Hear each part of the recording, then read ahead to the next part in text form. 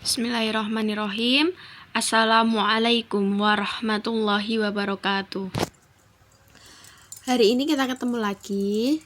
Hari ini kita akan membahas tentang analisis materi mata pelajaran fikih MTS kelas 8 semester genap kurikulum 2013 dengan saya Adila Intan Komara dan partner saya Vina Erwin Munawiroh.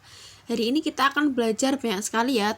Fikihnya itu kita tentang haji, umroh, hibah, sedekah, hadiah, terus makanan halal dan haram. Sebelum kita memulai pelajaran pada hari ini, marilah kita membaca basmalah bersama-sama. Bismillahirrahmanirrahim. Teman-teman jangan lupa mencatat ya, agar pelajaran yang kita terima dapat bermanfaat kita di hari yang akan datang. Oke, lanjut. Yang pertama, pelaksanaan haji dan umroh. Pasti sebagai umat Islam kita itu sudah tidak asing lagi ya dengan haji dan umroh, karena haji dan umroh itu salah satu di rukun Islam. Haji, kata haji berasal dari bahasa Arab dan mempunyai arti bahasa dan istilah. Dari segi bahasa, haji berarti menyengaja. Dari segi syar'i, haji berarti menyengaja mengunjungi Ka'bah untuk menjalankan ibadah yang meliputi tawaf, sa'i, wukuf, dan ibadah-ibadah lainnya untuk memenuhi perintah Allah dan mengharap ridha Allah. Jadi kita itu ke Mekah kan pasti membutuhkan banyak sekali peralatan, apalagi soal materi ya. Karena dari Indonesia ke Mekah itu memakan biaya yang cukup mahal. Nah, dari sini haji itu memang diwajibkan untuk umat Islam, tapi hanya orang-orang yang mampu saja, karena banyak sekali umat Islam yang dalam keadaan ekonominya itu masih kurang mampu. Nah, di sana itu kita dalam beribadah itu semua yang kita lakukan itu mendapatkan pahala di saat kita haji ataupun umroh.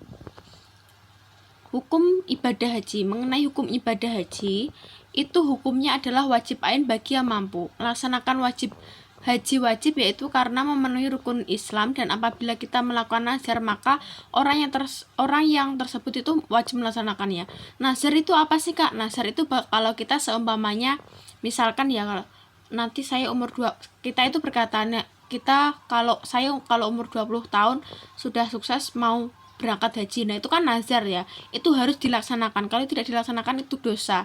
Bisa diganti dengan menempuh cara yang lainnya. Walaupun itu sebenarnya tidak sangat dianjurkan ya. Maksudnya kalau kita nazar mau melaksanakan haji ya harus haji gitu. Hukum haji itu dalam Al-Qur'an itu ada di dalam Al-Qur'an surat Ali Imran ayat 97. Yang selanjutnya, syarat, rukun, wajib, dan sunat haji. Ini yaitu syarat-syarat. Syarat-syarat itu syarat yang harus dipenuhi. Apa yang harus kita lakukan sebelum kita mau melakukan haji ya. Yang pertama itu Islam, balik, merdeka, mampu, berakal. Nah, kalau kita itu belum balik kan itu ada ya biasanya orang-orang yang mengajak anaknya itu biasanya itu harus mengulangi lagi atau ketika dia balik kan biasanya ada yang masih bayi itu seperti itu ya.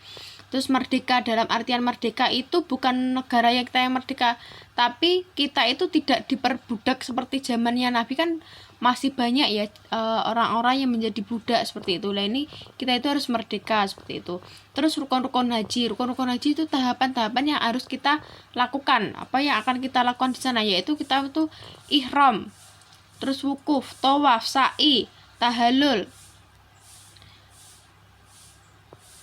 Ini yang dilakukan harus secara tertib, secara runtut, ada tata caranya sendiri-sendiri. Sunnah-sunnah haji yaitu ifrad, membaca talbiyah, labbaik Allahumma labbaik, labbaik la syarika laka labbaik, innal hamda wa ni'ma laka wal mulk la syarika la. Itu di sana itu dianjurkan untuk sering membaca seperti itu. Karena untuk zikir juga bisa, untuk mengelilingi Ka'bah itu membaca ini juga. Terus tawaf kudum yaitu tawaf yang dilakukan ketika permulaan. Ada juga sholat sunnah ihram 2 rakaat, terus bermalam di Mina, tawaf wada atau tawaf perpisahan, berpakaian serba putih. Ya kan itu ada tata caranya kita berpakaian, berhenti di Masjid Haram pada tanggal 10 Dzulhijjah. Yang selanjutnya kita ke umroh. Umroh dan haji itu hampir sama, ya sama sih, tapi cuma ada salah satu rukunnya itu yang berbeda atau tata cara yang berbeda. Umroh secara bahasa berasal dari bahasa Arab yang berarti berpergian, sedangkan pengertian umroh dalam terminologi ilmu fikih adalah berpergian ke Baitullah untuk melaksanakan serangkaian ibadah umroh, yakni tawaf dan sa'i, atau dengan kata lain datang ke Baitullah untuk melaksanakan umroh dengan syarat-syarat yang telah ditentukan. Oke. Yang selanjutnya, tata cara pelaksanaan umroh. Niat pertama itu harus niat memakai baju ihram dalam perjalanan menuju ke Mekah, memperbanyak zikir dengan bacaan talbiyah yang tadi ya, labbaik Allahumma labbaik sampai akhir. Setibanya di masjid, hendaknya mendahulukan kaki kanan, melakukan tawaf mengelilingi Ka'bah sebanyak 7 kali. Sholat rakaat di depan makam Nabi Ibrahim, beristirahat sejenak dan meminum air zam-zam, melakukan doa, melakukan sa'i dari Bukit Safa ke Bukit Marwah, tahalul. Lah kalau umroh dan haji itu, kalau haji kan ada bermalam di Mina itu. Lah ini kalau umroh itu tidak ada. Dan kalau haji itu dilaksanakan pada bulan tertentu. Lah kalau umroh ini bisa kapan saja. Misalkan bulan Januari misalkan kita pergi mau umroh, jadwalnya seperti itu ya. Terus tahun depan bulan Mei bisa datang lagi, itu nggak apa-apa. Tapi kalau haji itu hanya pada saat kalau di sini, kalau umat Islam itu pada saat Idul Adha ya. Kalau orang-orang yang tidak melakukan haji itu pada saat Idul Adha, berarti itu waktu puncak-puncaknya haji seperti itu. Makanya Idul Adha itu sering disebut dengan Idul Haji seperti itu, hari raya haji seperti itu. Terus yang selanjutnya, ketentuan sedekah, hibah, dan hadiah. Lah ini yang pertama kita masuk ke sedekah. Siapa sih orang Islam yang tidak asing lagi kan, mesti dengan kata-kata sedekah. Apa sih sedekah? Kita bersedekah agar hidup kita itu berkah seperti itu. Biasanya banyak sekali kata-kata seperti itu. Lah dalam sedekah itu, sedekah atau bisa dikatakan dengan sodakoh adalah pemberian sesuatu benda atau bukan benda saja ya, biasanya materi juga bisa oleh seseorang kepada orang lain karena mengharapkan keridhaan Allah dan pahala dari Allah Subhanahu wa taala dan tidak mengharapkan sesuatu imbalan, jasa atau yang lainnya. Nah, kalau sedekah itu kita hanya mengharapkan ridho dari Allah, terus pahala dari Allah. Jangan kalau sedekah itu mengharapkan kita mendapat imbalan. Misalkan ya, saya bersedekah 50.000 ke si fulan. Nanti saya itu berharapnya, kalau saya sudah bersedekah 50.000, nanti pasti si fulan mengembalikannya lagi 100.000 misalkan. Jangan seperti itu.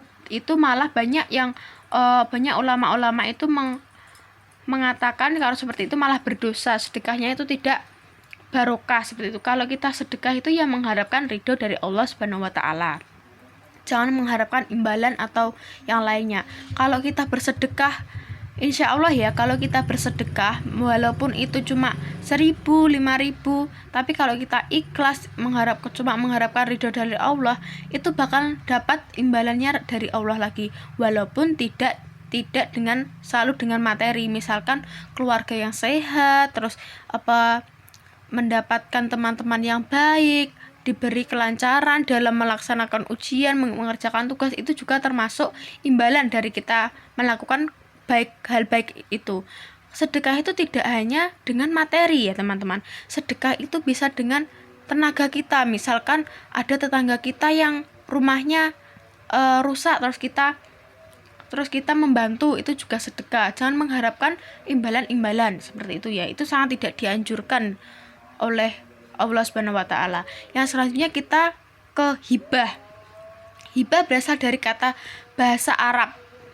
Kata ini merupakan masdar dari kata wahaba yang berarti pemberian. Apabila seseorang memberikan harta miliknya pada orang lain secara sukarela tanpa pengharapan balasan apapun, hal ini dapat diartikan si pemilik menghibahkan barangnya.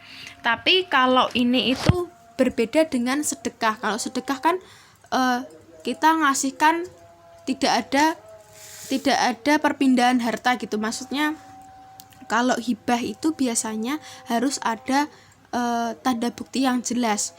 Biasanya di Indonesia di sekitar kita itu banyak yang menghibahkan itu, misalkan masjid. Masjid ini dihibahkan untuk dusun, untuk desa, atau tanah ini dihibahkan untuk dibangun panti asuhan, misalkan seperti itu. Kalau hibah ini itu harus ada hitam di atas putihnya, harus ada suratnya gitu, seperti itu. Kalau sedekah kan cuma kita memberi dari orang satu ke orang yang lainnya, seperti itu ya. Kalau hibah ini biasanya lebih ke formalitasnya, maksudnya barang itu benar-benar banyak sekali dan itu bisa dikaitkan dengan hukum, seperti itu. Terus yang selanjutnya hadiah. Kalau hadiah ini adalah penyerahan hak milik harta benda tanpa ganti rugi yang umumnya dikirimkan kepada penerima untuk memuliakannya, seperti kita mengasih hadiah kepada orang tua kita karena mereka ulang tahun atau hari ibu atau apa, biasanya kan seperti itu ya. Secara sederhana, hadiah dapat diartikan sebagai pemberian dari seseorang pada orang lain tanpa adanya penggantian dengan maksud memuliakan, karena biasanya kita memberi hadiah karena kita sayang, karena kita apa gitu ya. Selanjutnya itu yang terakhir, makanan halal haram dan minuman lah. Kalau makanan halal haram kan pastinya kita sudah tahu ya, mana makanan yang halal, mana makanan yang haram. Halal dan haram merupakan istilah Al-Quran dan ini digunakan dalam berbagai tempat dengan konsep yang berbeda dan sebagaimana berkaitan dengan makanan dan minuman. Kedua kata tersebut juga digunakan dalam hadis Nabi.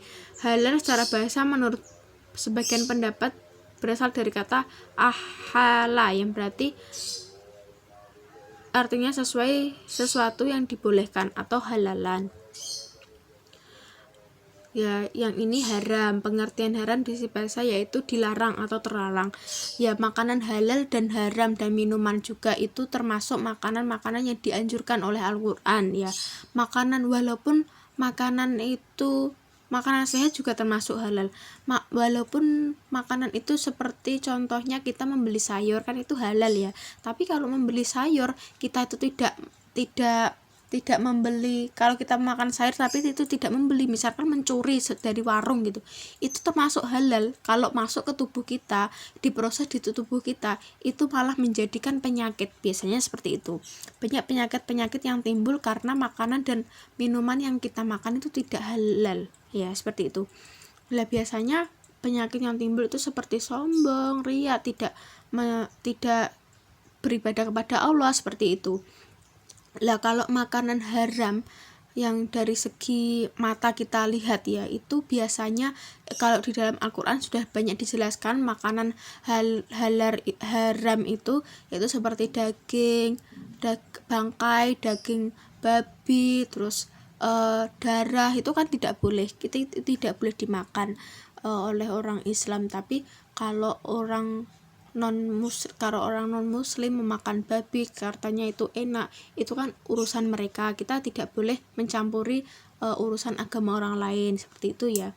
Jadi kita harus bisa membedakan mana makanan halal dan makanan haram. Minumannya juga, kalau minuman kan biasanya miras seperti itu, terus apa yang alkohol ya di Indomaret itu kan juga ada, itu sebaiknya untuk umat Islam itu tidak boleh meminumnya karena bisa berdampak dalam kesehatan kita juga dan bisa kesehatan rohani dan jasmani. Jadi kalau kita itu mencuri makanan, misalkan kita mencuri roti itu halal, tapi kalau kita itu mencuri dan kita makan bisa mendapatkan masalah, bisa mendapatkan dosa juga, bisa menjadikan penyakit dalam tubuh kita. Jadi kita itu harus berhati-hati juga, harus pintar memilih dan memilah. Terima kasih, seperti itu ya penjelasan dari saya.